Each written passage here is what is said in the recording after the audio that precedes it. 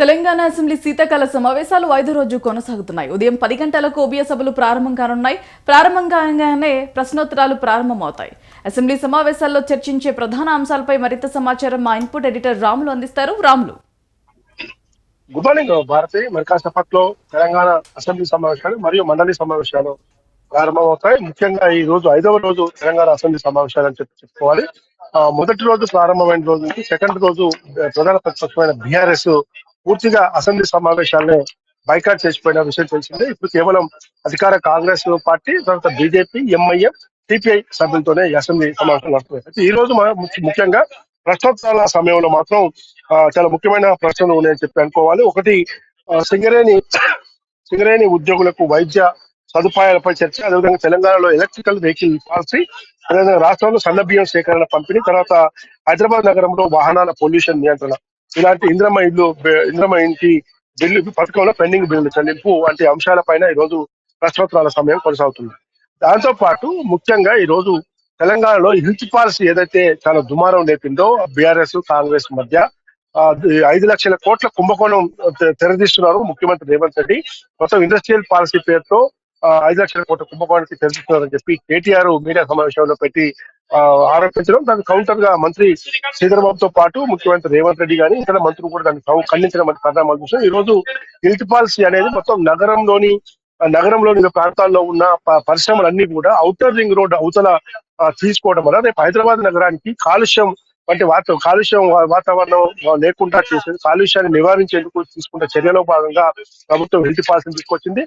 ముఖ్యంగా చాలా చోట్ల పట్టణ్ చెరువు కానీ, మల్లాపూర్ కానీ, నాచారం, ఉప్పల్, ఇతర చాలా చోట్ల కూడా ఇండస్ట్రియల్ ఏరియా ఉండటం వల్ల, పెద్ద పెద్ద పరిశ్రమలు ఉండటం వల్ల నగరంలో పొల్యూషన్ బాగా ఇబ్బందికరమైన పరిస్థితి వస్తుంది. అదేవిధంగా ఫైర్ యాక్సిడెంట్ అయినప్పుడు కూడా చాలా ప్రమాదకరమైన పరిస్థితులు ఎదురవుతున్నాయి. కాబట్టి దీన్ని ప్రభుత్వం ఆలోచించి ఒక నిర్ణయం తీసుకుంది. దాన్ని హెల్త్ పాలసీ పేరుతో తీసుకొచ్చిన నిర్ణయం ఔటర్ రింగ్ రోడ్ అవతలికి ఈ పరిశ్రమలను కూడా తరలించాలని చెప్పి ప్రభుత్వం ఆలోచిస్తా ఉంది. కానీ బీఆర్ఎస్ మాత్రం మొత్తం కూడా హెల్త్ పాలసీ పేరుతో ఈ ఇండస్ట్రియల్ సంబంధించిన ప్రభుత్వ భూములలో ఉన్న ఇండస్ట్రియల్ ఏరియా భూములన్నీ కూడా అమ్మి 5 లక్షల కోట్ల కుంభకోణానికి పాల్పడుతుందని చెప్పి ఈ రోజు బీఆర్ఎస్ ఆరోపిస్తుంది. దాంతో పాటు మరొక అంశం పైన కూడా స్వల్పకాలిక చర్చ ఉంది.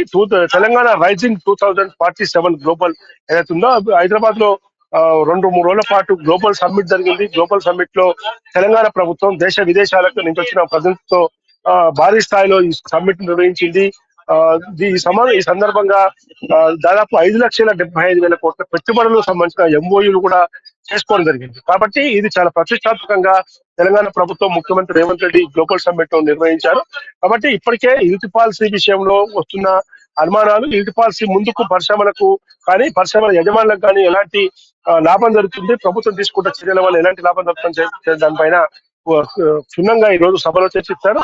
మరోవైపు తెలంగాణ రైజింగ్ గ్లోబల్ 2047 పాలసీ పైన కూడా ఈ 2 అంశాల పైన కూడా స్వల్పకాలిక చర్చలో పాల్గొంటారు. దీన్ని అందరి సభ్యుల చేత, అన్ని పార్టీ సభ్యుల చేత చర్చలో పాల్గొనిచేసి ప్రభుత్వం తరఫున ఏ పాలసీ అయితే తీసుకుంటో, ప్రభుత్వం ఏ నిర్ణయం తీసుకుంటుందో ఆ నిర్ణయాన్ని ప్రకటించేందుకు కూడా చేస్తారు. అయితే మరోవైపు శాసనమండలిలో కూడా ఈ రోజు ముఖ్యమంత్రి రేవంత్ రెడ్డి అక్కడ ప్రసంగిస్తారు. ముఖ్యంగా GST 2026 బిల్లు సంబంధించిన శాసనసభలో ఆమోదించారు.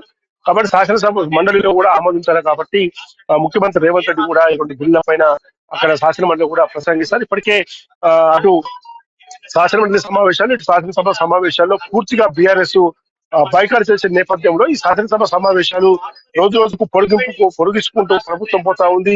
రేపు ఎల్లుండి కూడా శాసనసభ సమావేశాలు, మండలి సమావేశాలు ఉంటాయని చెప్పి మరోవైపు తెలుస్తా ఉంది. రేపు పూర్తి స్థాయిలో మొత్తం వ్యవసాయ రంగం పైనే ప్రధాన చర్చ ఉంటుందని చెప్పి కూడా ప్రభుత్వం భావిస్తుంది. ముఖ్యంగా రైతు భరోసా, యూరియా సరఫరా వంటి అంశాలపైన ఈ రోజు పెద్ద ఎత్తున చర్చిస్తారని కూడా తెలుస్తా ఉంది. కాబట్టి ఈ రోజు రైతుల విషయంలో కానీ వ్యవసాయం విషయంలో రాష్ట్ర ప్రభుత్వం తీసుకుంటున్న చర్యల్ని కూడా పెద్ద ఎత్తున ముందుకు తీసుకెళ్లేందుకే ప్రభుత్వం ముందుకు పోతుంది. దానికి సంబంధించిన అంశాలు కూడా రేపు సభలో చర్చిస్తారని చెప్పి తెలుస్తా ఉంది. Bharati. Right Ramulu, thanks for the update.